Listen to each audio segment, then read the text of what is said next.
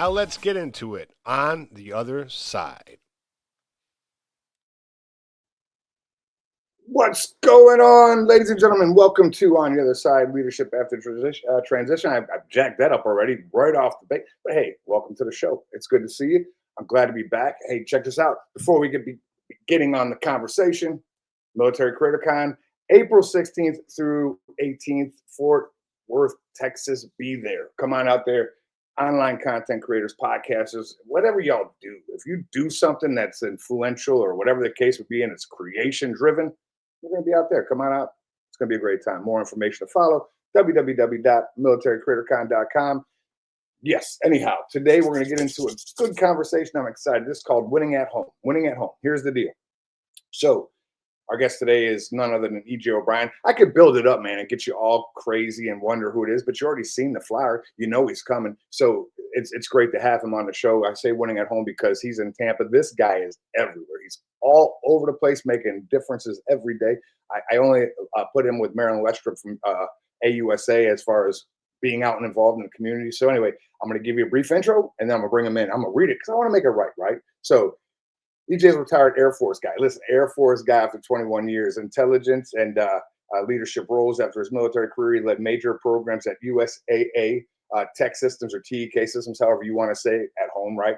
Emeritus, before stepping into his current role as, and this is important because he's amazing, the Vice President of Programs at FourBlock. Today, EJ partners with universities, employers, and community organizations nationwide to help service members transition into the meaningful civilian lives and careers that they're looking for, and he does it. He does it. So anyway, without further ado, let's welcome EJ O Brien. What's up, brother? But how you doing? You good?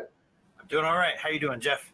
Man, I'm awesome, man. You know, it's always good to talk to you, to see you, to know what you're doing. I mean, you know, I follow you on LinkedIn and I get tagged all the time, and I love it because, well, we do this stuff together, and I love to see it. So I'm just excited that you actually said yes when I asked you if you come on and share your story with the people. Yeah, no, happy to be here, and I appreciate you thinking about me. So, man, you know, we talk often, and people ask me about you when I'm out and about in Tampa and other places, especially if there's FourBlock represented and all that good stuff, and there's a mention. And I tell them, you know, you can't find a more genuine man on this planet than EJ O Brien. So if EJ says something, if he's going to do something, if he wants to do something, EJ is going to do it. So, I mean, I just appreciate what you do, who you are as a human being. You're easy to talk to, and I can always count on you to call and say, hey, man, I need this, right? And whether it's mentor, counseling, just conversation, or, you know, sometimes I might want to put my head on your shoulder and give you my grieving story of life every so often, right? Because it all happens, but you're always there. And I know if I press send on my phone, EJ is going to answer. And I sincerely appreciate that. We all need someone like that. Well, I think to your point, Jeff, right? One thing my grandfather always told me right before I came in the Air Force was keep your nose clean, do a little bit extra, and you'll go far. And that kind of starts with saying yes to things. But I would also tell you that coming through my transition bit, you know, meeting you along the way has been instrumental in kind of shaping how I've decided to pivot into this next chapter. So, yeah, it all starts with saying yes to stuff, right? Because you got to put yourself out there.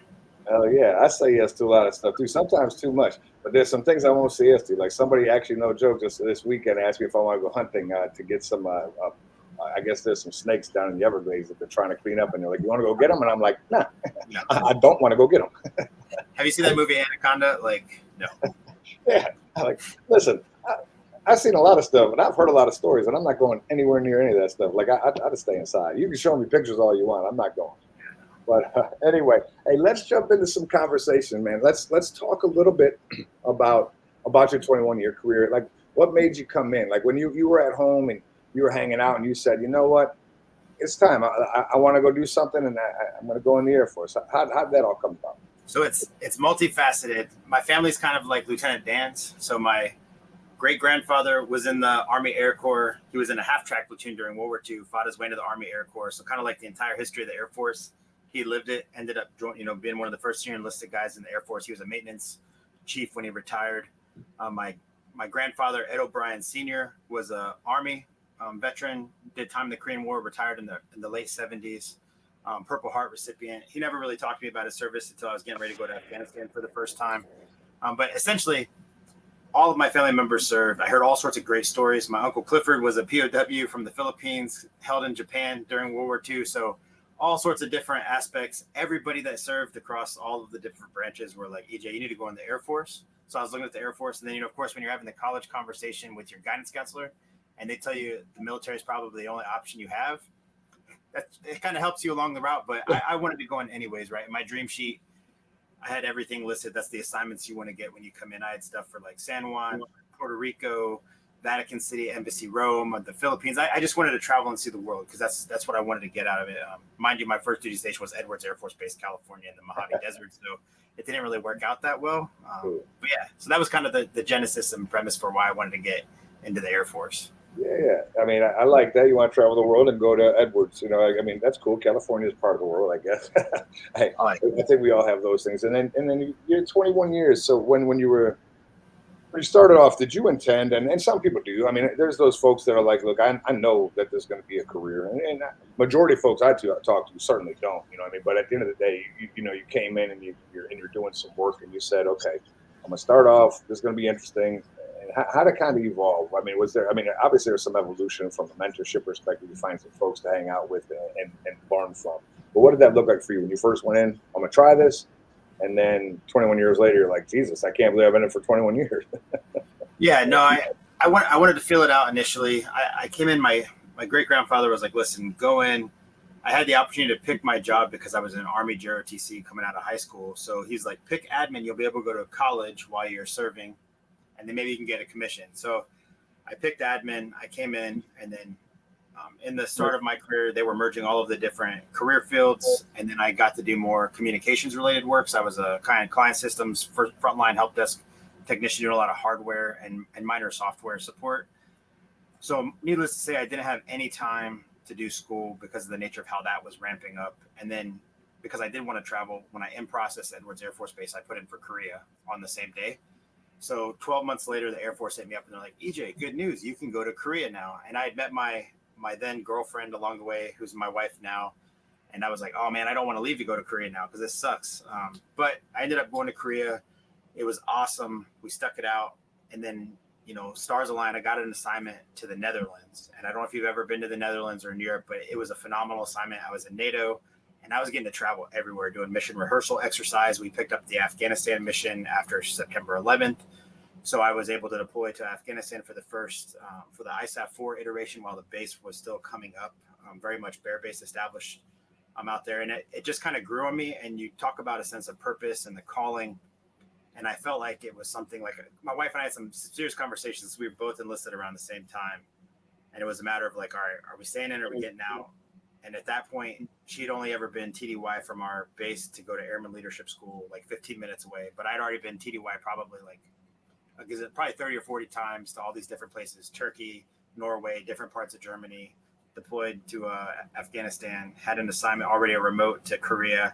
So my wife was like, what if I get a job like that? We decided to have a family. So she decided to get out, and I was like, I'm gonna stick it out. So I stuck it out. And I think at the end of that first enlistment, I really knew it was going to be something I wanted to do long term.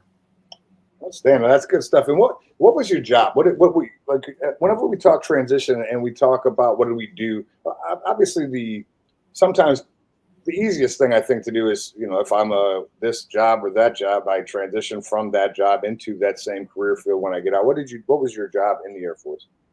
So I got lucky, right? Because the first part of my career, I was an admin troop / we called them work group managers at the time. And then it became knowledge management, but I stayed on the IT side of it. So I got to do a lot in relation to SharePoint administration, metadata, electronic records management, some of the back end stuff.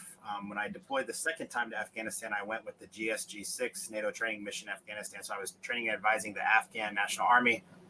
But the thing that set me up for success, I think, is midway through my career, the Air Force came back down to me and they're like, all right, EJ, we need you to change jobs again. So you don't get a say, but you can pick one of these 3 jobs. And it was nuclear weapons, emergency operations management, or geospatial intelligence.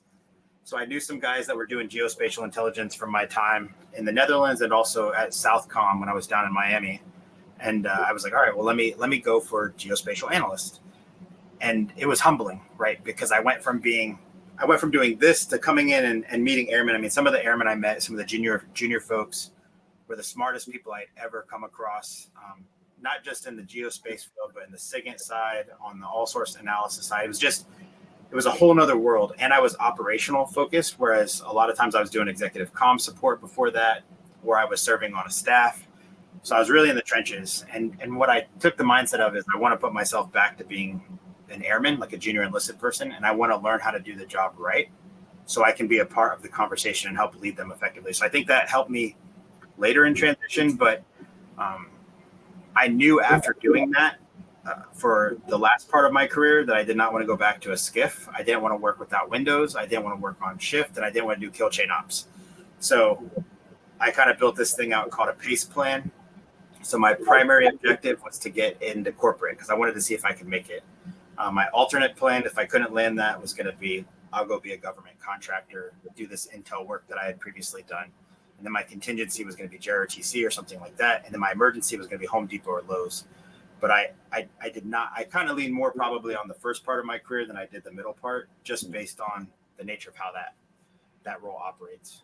I think it's interesting because you're not the first. You're the first that I heard talk about a PACE plan in transition. But it's really interesting because, there's a million other military terms or acronyms or things that I've heard, and I've listened to people write out 5-paragraph op order. I mean, literally taking the things that they've done for an exponentially long period of time, and that the military does from a structural perspective, lay it out, and then start making their plans that way. So to actually hear you say the PACE plan, I like that. I mean, I've been friends for years. You never told me that before. I would have been telling people. I'd be like, man, you know what EJ did? No, I'm kidding. But no, but I like how it's simple, right? It's a simple way to lay it out. I mean, obviously there's some thought to it, right? That goes in to put all the PACE together, but that actually formulated a good space for you to move forward with for priority's sake. So I really, a couple things, and we can talk about this like just in a conversation in a car, but I love the fact I just on Saturday morning, mind you, I had a conversation less than a week ago, right?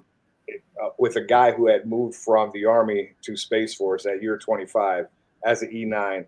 And it's interesting because like he was talking to me about some of my skill sets. And I said, well, I'll tell you what my skill set is bravery. I'm a little bit of a coward to move from something like that to there and have to learn something new that late in the game, right? Do you humble yourself? Do you put yourself in a position? Because you want people to look up to you because of the rank, but you should have some knowledge of what they're doing, right? And that's, because I had a couple opportunities to do something similar to that, and I chose not to. And it wasn't going to the Space Force, but I also weighed those pros and cons, and I didn't want to come in as a senior guy and then having to ask the junior folks, to help me, because that wasn't the way I thought it should be. But the reality is I love the fact that it means a lot. You said it. I mean, you're always learning to. Your leaders can be led too, and I think that being willing to be led is pretty awesome. So good on you for that one. But let me ask you, so you're coming up, so you did 21. So at what point, where were you at in your decision-making process? Like at what point did you say, it's 21 years, I'm going to call it a day and I'm going to spend more time with the fam? Or what are the thoughts that went into your mind for that 21-year decision?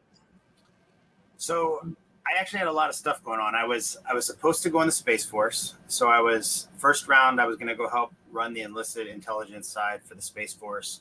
And it was looking like Peterson Air Force Base, Colorado was going to be my deal. I had to extend until December of 2021 at Air Force Personnel Center, where I retired out of as the functional manager for enlisted intelligence. And my grandfather got a cancer diagnosis, a liver cancer diagnosis, and it was not looking good. At the time, I was trying to look at different courses of action I could take. I talked to our then kind of acting functional manager on the Air Force side to see what we could work. I talked to Chief Toberman, who was the Chief Master Sergeant of the Space Force at the time. He had just kind of gone in as we were standing it up.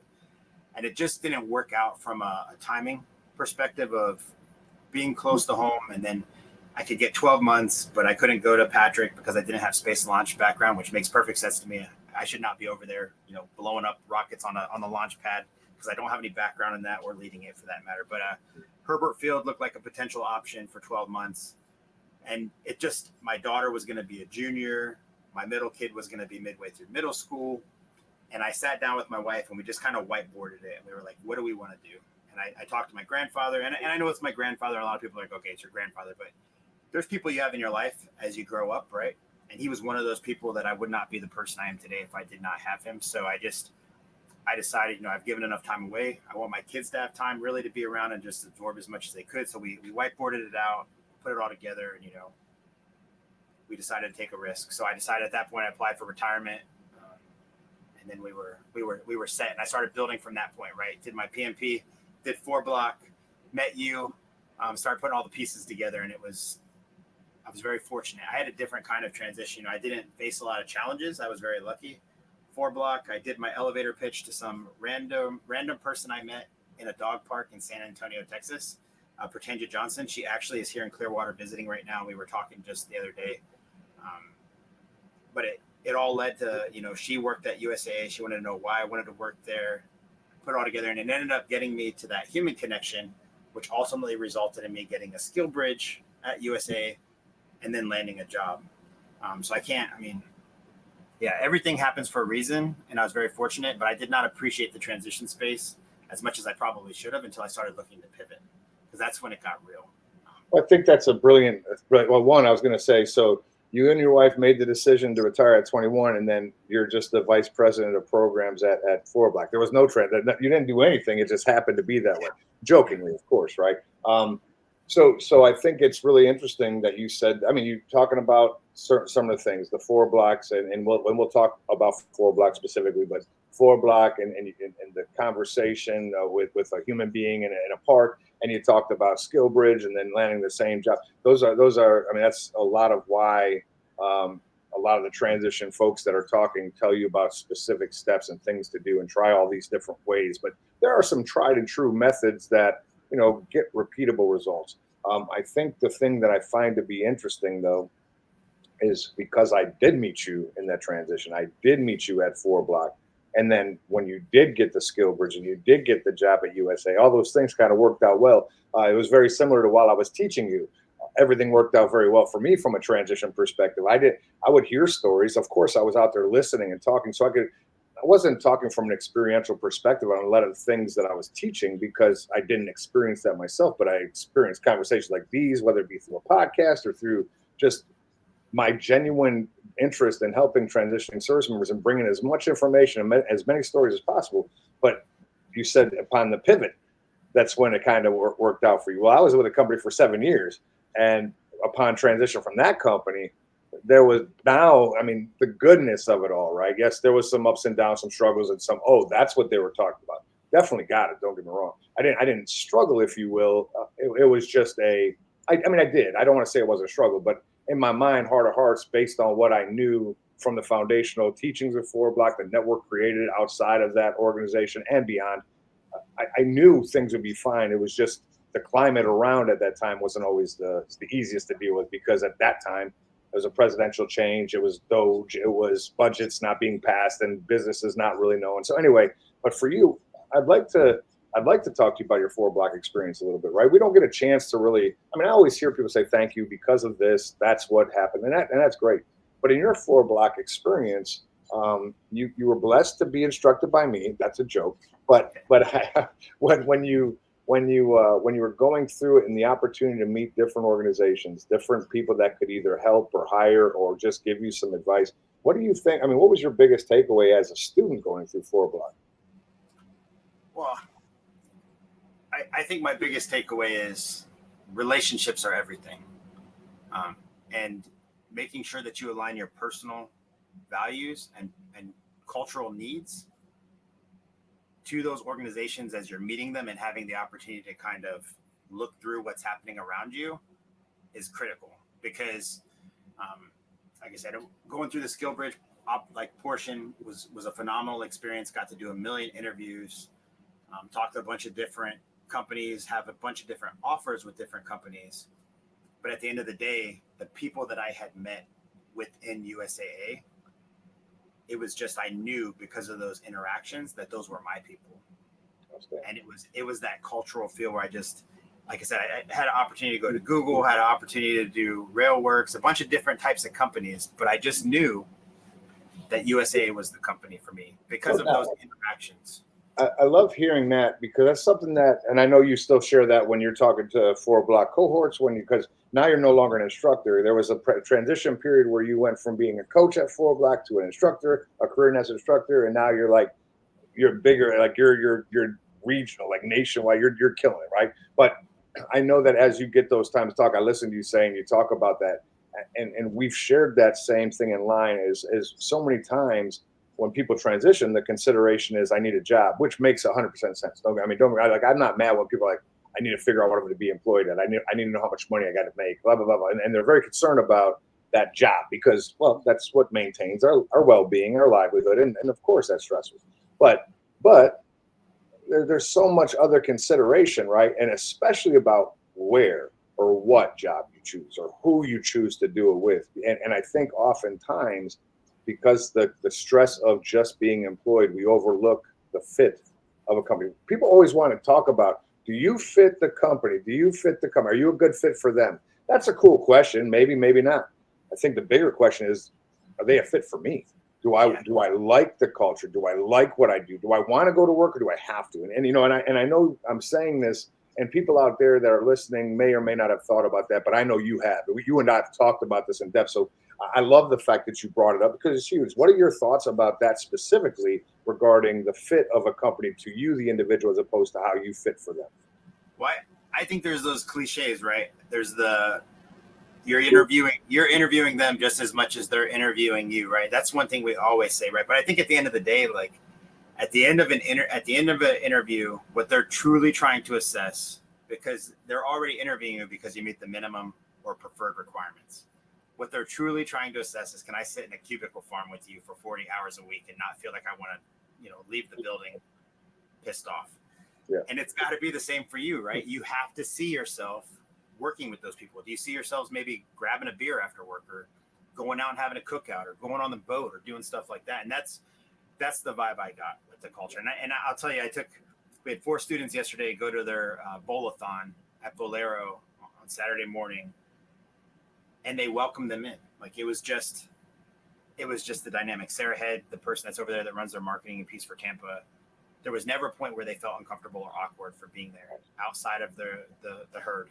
So it was really cool. And that's something you got to look for in organizations. And this isn't like a FourBlock podcast. Though I give huge shout outs to Mike Abrams, you and everybody that does it. Dolph Sutherland here and James Hines. I mean, FourBlock's great. But I would urge, and like you have too, right? It's like there's a little bit of we love the program, it works, but there are so many other great programs, and I think that one of the things that bothers me, if you will, is that so many folks don't take advantage of them, and it's not because they don't want to. A lot of times they don't even know about them. It's just trying to get the word out that it even exists, because there's so many things that we as groups of companies and organizations out there are there to assist in that manner, right? And to give those insights to the guys and gals that are good now. So, no, Jeff, I love it. And I always caveat every single conversation I have. FourBlock, I always cover my little name tape thing up, and I say, FourBlock aside, all EJ O Brien cares about is helping veterans and their families, right? So leverage every resource at your disposal. If you're an officer, you can do something with MOA. Leverage MOA's resources. Leverage, 7 Eagles Group. You and I have both sat on their podcast. I'm going to start it next week, or their town hall session that they do next week. It's any opportunity you can leverage. I did a gazillion things. Some of the things I did are no longer even in existence, but I did the skill bridges. I did FourBlock. I can't even remember all the things I did. Navigating Next was one that's no longer with us. I did the transition roundtable. Like, there's so many of these different things, but you would be silly not to take advantage of these different resources. And my biggest challenge and hurdle, to your point, Jeff, is just the awareness factor.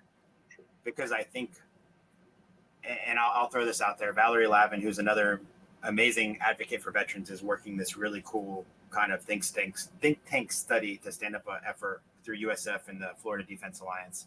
And I want to say there's like almost 4,600 veteran-focused nonprofits in the 8 counties surrounding Tampa.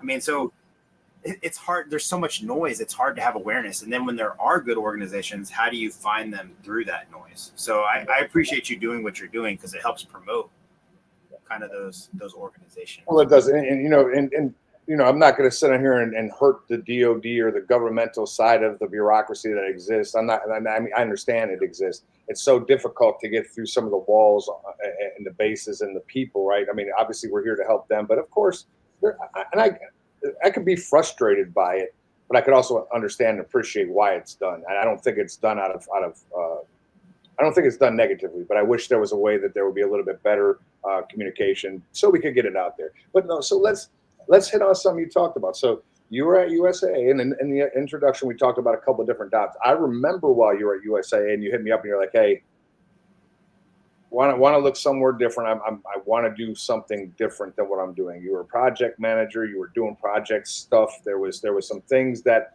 and it wasn't USAA per se that you didn't like. Of course, we've known and we've spoke highly of USAA, and we continue to work with them because they are such a great organization. I firmly believe that. But you were ready to do something new. And as you shifted gears and looked into an IT type role, still project management, remote, to give you some time. I remember those conversations. What was it?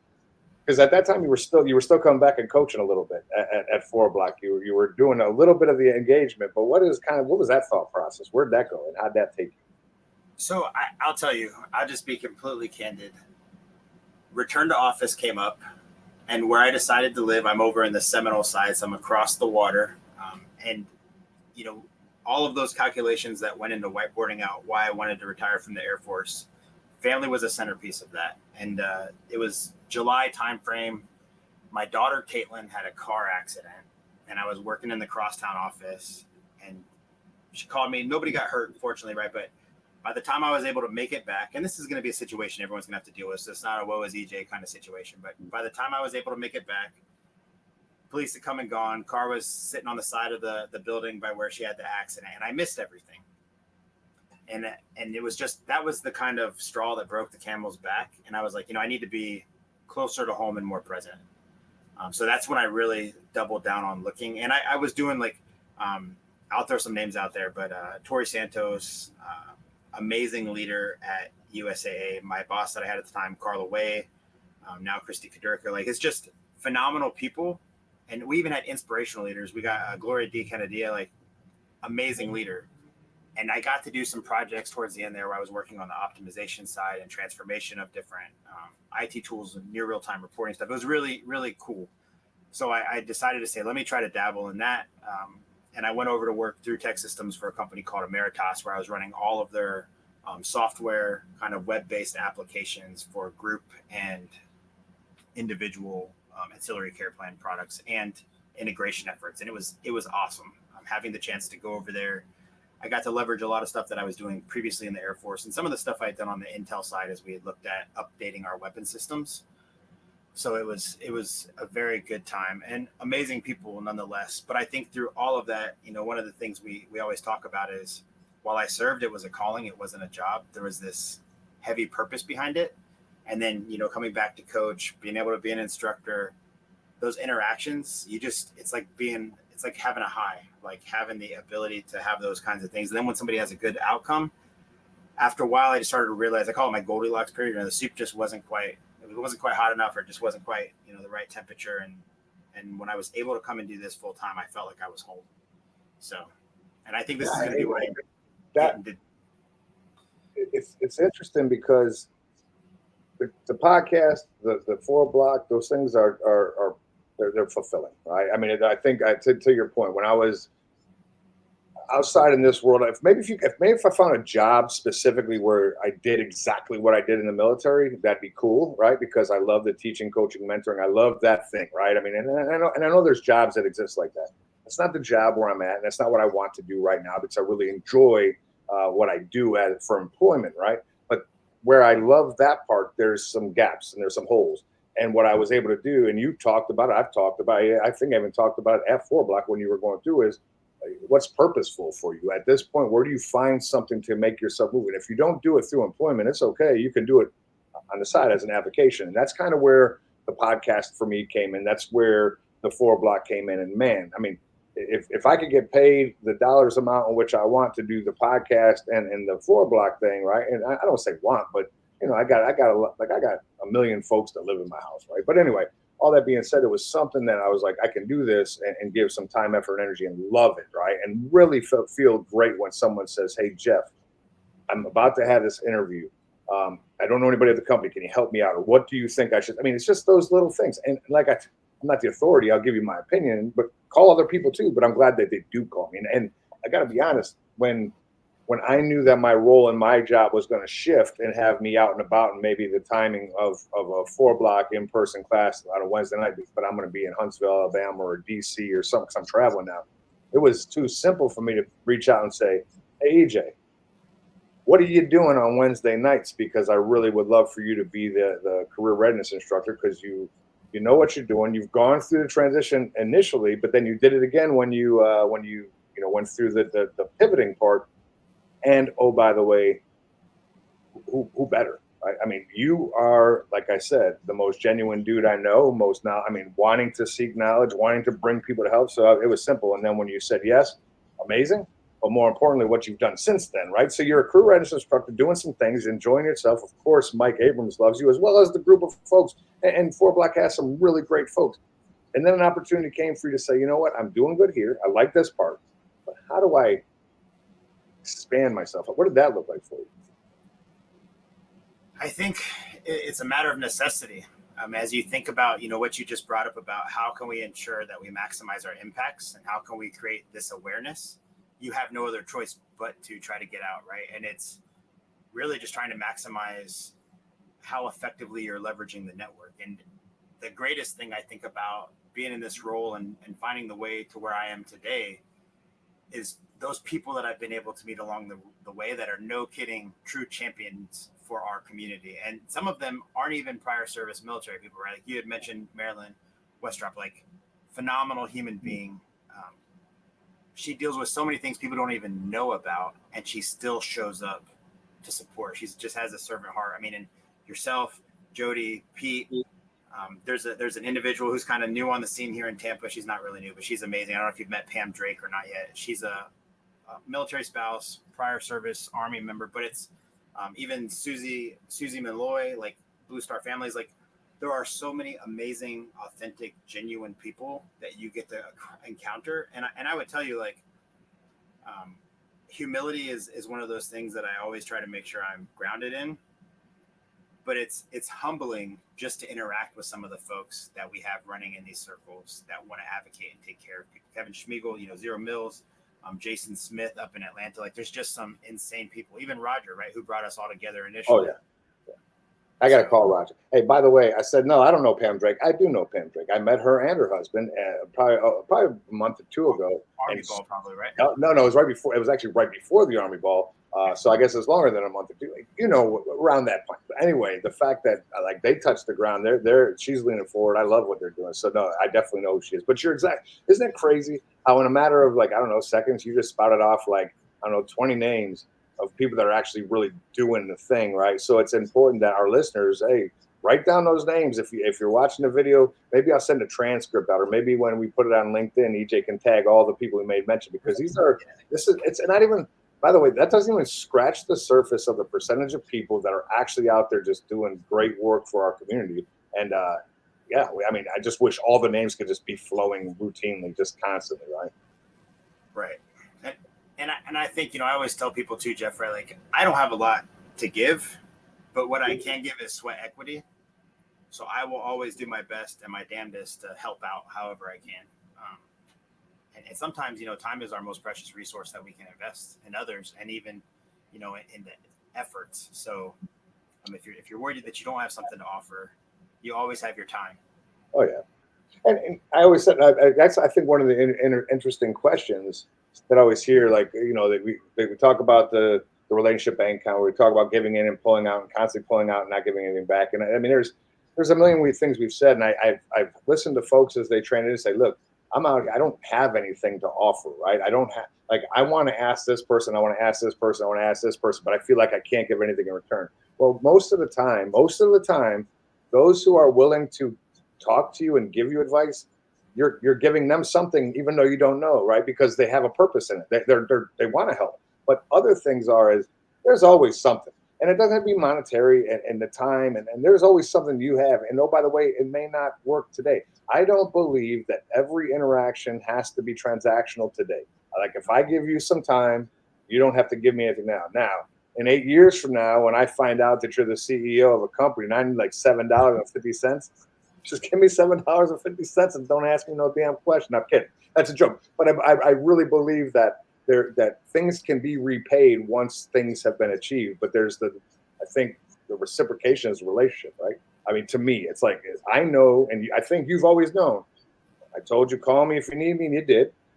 And I told you I'd be there. And I think the reciprocation really is when I call you, you're always there. And I mean, I don't ask you for $1. We share each other's time, and I think that's great. And I think that we've bounced some great ideas, but I think that is something that's of value, right? So anyway, that's neither here nor there. So let me ask you this, right? So you've been transitioned now for quite some time. I mean, it's been 6 years. Is that right, or 7? No.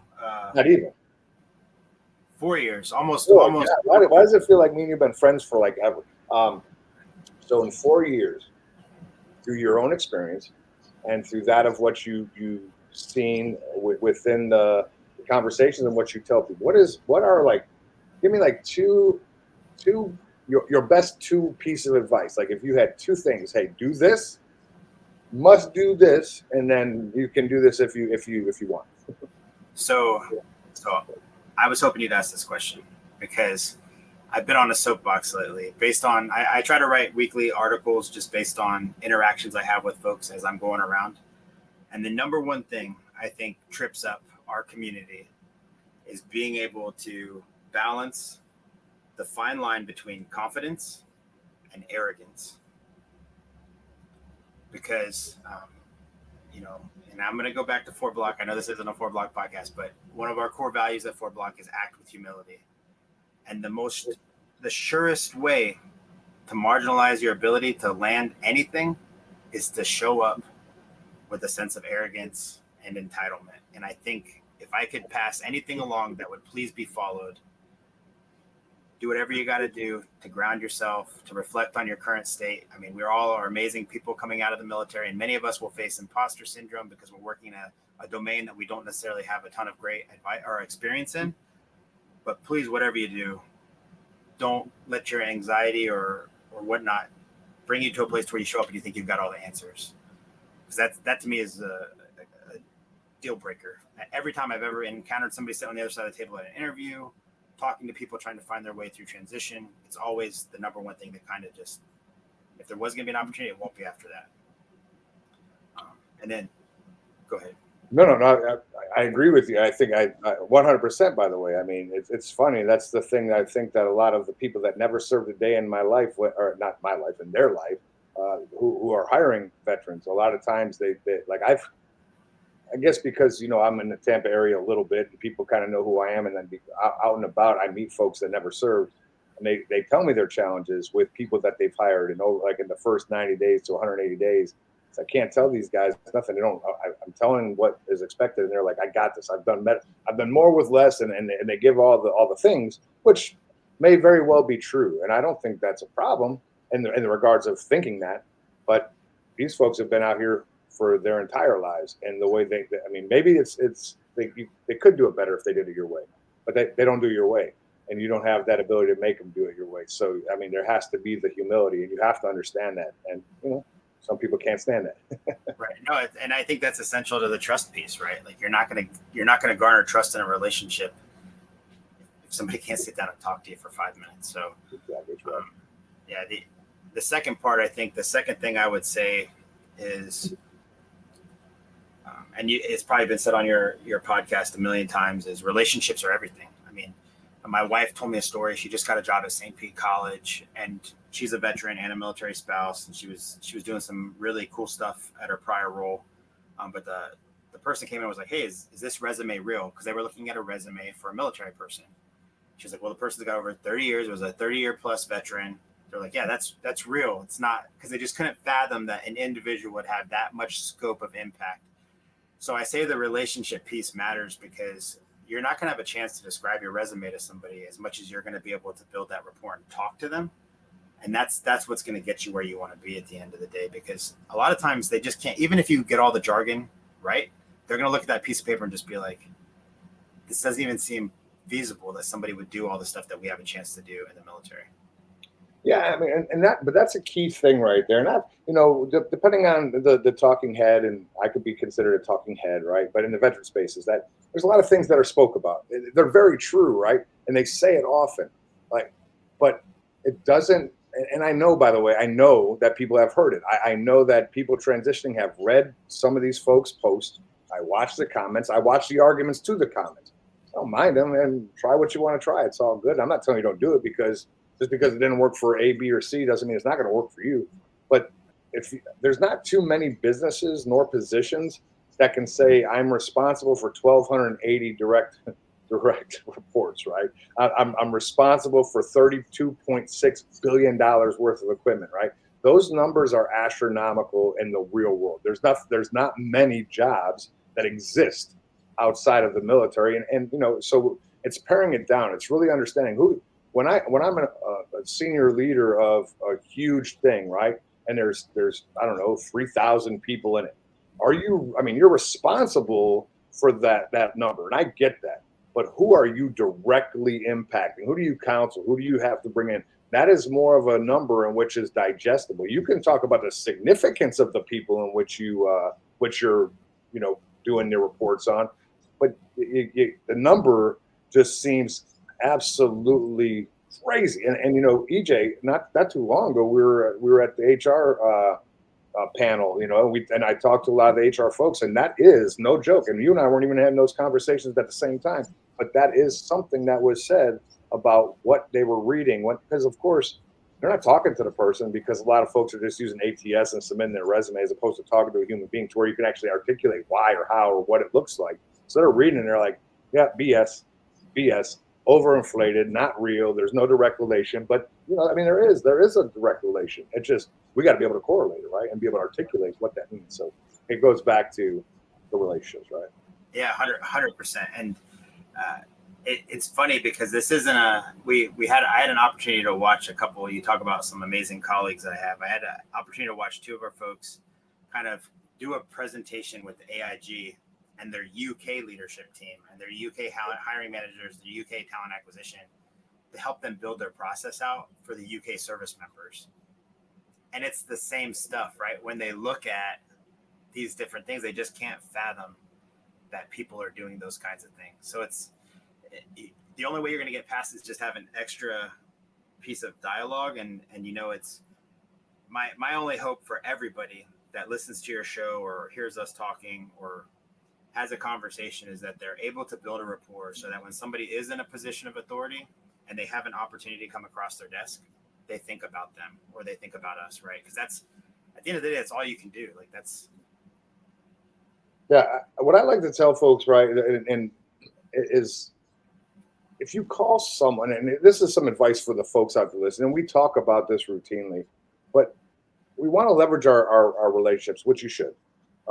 But what you shouldn't do is say, hey, if you think of something, let me know. Like if you could think of me and think of something, let me know. Because the problem is that causes the individual to do work for you. And I'm not saying they shouldn't work for you, but here's the reality. You should be working for yourself. Like if I have a job and I have 75 kids and I have to do all the things that I have to do, and my job in general, I have, do outs and I have things I got to do. Like if a job said, I'm going to be like, oh, hold on. EJ said if I thought of it, right? Not to say I'm not going to do it in passing or if I'm out and about, but the better thing to do is, hey, I want this job title at this location. Do you know someone there? Give me the information. Let me see if I have a connection or if a connection of mine has a connection. Then we can start really generating some stuff. But if you really want your network to work for you and you don't want to overwhelm it or burden them or actually get good results, give them what specifically you want. And if you don't know, it's okay. Communicate, conversate, have a conversation. Let's develop that stuff. Do the PACE plan type stuff like EJ was saying. But don't expect that someone's going to be like, you know what, I'm gonna take PTO for the next 7 days so I can get EJ a job. I mean, we do a lot of amazing things, don't get me wrong. People do in general. But if you really want to help, if you want some help, do some work and you'll get that help, if that makes sense, right? that's back into putting the credits in the bank and taking credits from the bank, right? Like you have to appreciate and respect their time to the point to where you're giving them a target or a site picture. Mm-hmm. I mean, Frank, I think another name for the Tampa space, Frank Anello, that was his big shtick, right? Like you have to give me something to work with. If you come to me and say, I want to work at Citigroup, it's like, okay, like, we want to be a janitor? Or you want to be a project manager? What are your skills? What are your things? Yeah. Give me the resume and let me guess. I mean, because there's still a desire, right? I mean, and I think that's, just in conversation. And I know when we always say it, and veterans or transition service members say it is, we don't know what we don't know. I don't know what I really want to be when I grow up. I'm not really sure what this title is or the thing is. And that's large part of why, you call people. That's why leveraging LinkedIn is important, because you can actually look at a job title, see someone who holds that job title, reach out to them on LinkedIn because they're a veteran. You can say, hey, EJ, I see that you're a PM at this and doing this thing. Do you have time for a call? Because I'm looking into my transition. I want to see kind of what I want to do, because, well, a lot of titles are misleading, and you want to be a vice president somewhere because you got to have that title. And sometimes vice presidents are entry level, depending on what company it is, right? So anyway, from there, it's just those thoughts got to come into play, but the conversations. 100%. All right. So listen, I want to ask you this one, because through your conversations, I've picked up some of the characteristics and traits and the things that you've kind of created for yourself, and with just be good to people, right? Say yes for things, right? That's kind of like a lifelong thing. But when you have that mentality, then you get into the Air Force, where the Air Force, you just can't say yes to everything, even though I pick on Air Force folks all the time. I always do. That's just what we do with each other, just like you guys pick on Army folks. But through the time in the military, you stepped up some places. You had some humility while you transferred over to a new role. What characteristics and leadership characteristics did you learn throughout your military that upon leaving the military has really put you in a position of comfort, if you will, in some of those pivoting roles and a little bit of the unsure stuff? What do you think is something that you can line up with and say, that's it? So number one is I've hit on time a lot during this conversation. And the number one thing I think is you've got to be judicious about how you use your time. So if you say yes to things, don't over extend yourself. Mind you, I would argue that I probably do overextend myself quite often. The other piece is the self-awareness, is knowing when you're overextended, knowing when you need help, being able to ask for advice. Because I think that also goes back to humility. And then I'm thinking through. If I had a third piece, is always never stop learning, right? Like if you have all the answers, you're game over. Like you've got to keep learning. Yeah. So those are kind of the three big takeaways for me that I've gotten from it. I love it. I think it's all great. All of those things are things in which, like, I've done and I continue to do, and I'm always willing to continue to learn. And oh, by the way, I'm just going to add to your third thing, even though it's your stuff. But don't be so judgmental on who you learn from. Like I get really angry when a 20-year, I don't care, 7-year, 8-year, 12-year, 20-year veteran transitioning looks at a guy who might have, or a gal that might have been like a specialist when they got out, back in 1995. And they're like, I can't work for a specialist. That person has been in industry for a long time and understands that. Don't be so concerned. And oh, by the way, when you walk into the office for your first day, they could be young. There's something to that I want to elaborate on. I know we're probably coming up. You're good, man. Go ahead. So the piece I want to elaborate on is I told you when I pivoted, I wanted to roll my sleeves up and learn how to do the job. So my timeline in Intel, I cross-trained in 2014 into geospatial to become a geospatial analyst. I showed up at my first duty station in January of 2015, and I quickly realized I was way behind the 8 ball. Like high altitude imagery exploitation coming off of our birds, full motion video exploitation off of our MQ1s, MQ9s, different platforms, working with MC12s. Like we had the airmen, the E4s and below were the smartest folks in the room. Mind you, we did have some career E6s and E7s that were just crushing it. I was a Master Sergeant E7 when I cross-trained. I had no choice but to humble myself and to learn from the people that were doing it. Mind you, I had an opportunity back saying yes. They asked if I wanted to be a mission operations commander, which was typically a role that our lieutenants and captains would do. So I was like, yeah, sounds like an amazing opportunity to learn more about doing the mission. Because of saying yes and because of being able to learn and listen from my airmen, I was able to say, okay, well, I've been to Afghanistan twice. This is what we're looking at. You guys have ever been on the ground. Let me share some of my experiences.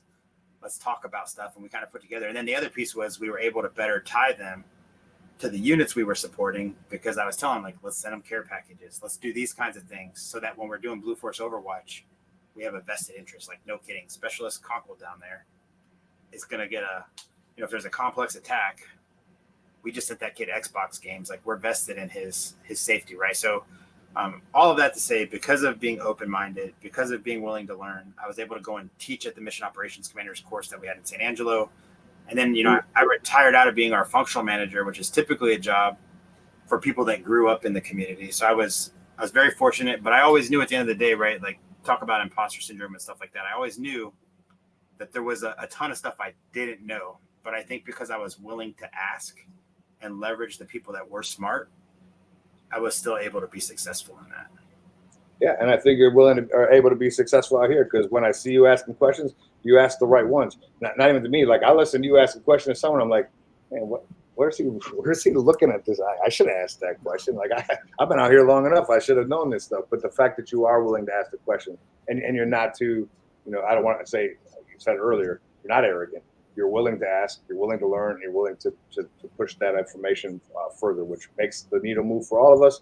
And it's exciting. So you just appreciate it, man. So, all right, as we shift gears to the ending of the wonderful time that we had, I'm going to ask you by the way, all what we just talked about is awesome. But I love to laugh. Like, I'm a clown. Like, it could be the craziest thing, and it could be the most nuts or intense thing happening. I'm gonna crack a joke or say something funny. So I love the humorous part of things, and so I'm gonna ask you to share with us a story where, like, basically it's like if you were out and no one ever served a day in the military and you're talking to them, they look at you like, what?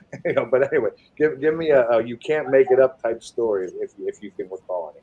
So I had to ask my wife for help on this one, because I was like about to incriminate myself for certain things. So I was like, okay, we can't use that.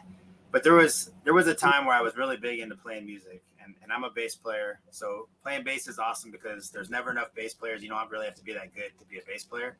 So I had a band in the Netherlands called Bootleg, and we had a chance to play a USO show in our tri-border region of the Netherlands. And one of the songs we covered was Proud Mary. So I'm standing on stage, and the band that was playing after us is the Billy Haynes Band. And Billy Haynes is the bass player for Ike and Tina Turner, and he played with a bunch of other amazing artists. But he looks at me and says, "Don't mess up my song." And I was like, "Are you kidding me?"